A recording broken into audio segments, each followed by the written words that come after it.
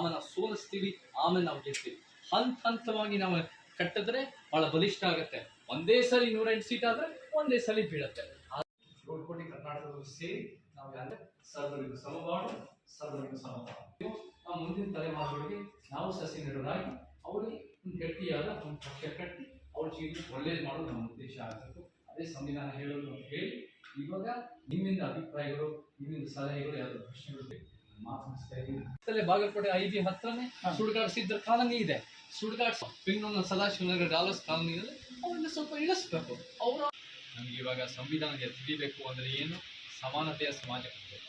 ಅದು ಎಲ್ಲ ಥರ ಸಮಾನತೆ, ಜಾತಿ, ಲಿಂಗ, ವರ್ಗ, ಭಾಷೆ, ಉದ್ಯೋಗ, ಸಾಂಸ್ಕೃತಿಕ, ಶಿಕ್ಷಣ, ಆರೋಗ್ಯ, ಕ್ರೀಡೆ, ಭೌಗೋಳಿಕ, ನಮ್ಮ ಆದ್ಯತೆ ಕೊಡಬೇಕಂದ್ರೆ ಉತ್ತರ ಕರ್ನಾಟಕ ಒಗ್ಗಟ್ಟಂದರೆ ಏನು? ನಮ್ಮ ಜಾತಿನಲ್ಲೋ ನಮ್ಮ ಧರ್ಮದಲ್ಲೂ ಒಗ್ಗಟ್ಟಲ್ಲ, ನಮ್ಮ ಸಿದ್ಧಾಂತದ ಒಗ್ಗಟ್ಟು ಮುಖಾಂತರ ನಾವು ಸಂವಿಧಾನದ ಮೂಲ ಆಶಯಗಳು ಎತ್ತಿ ಹಿಡಿತಾ ಇದ್ದೀವಿ. ಸೊ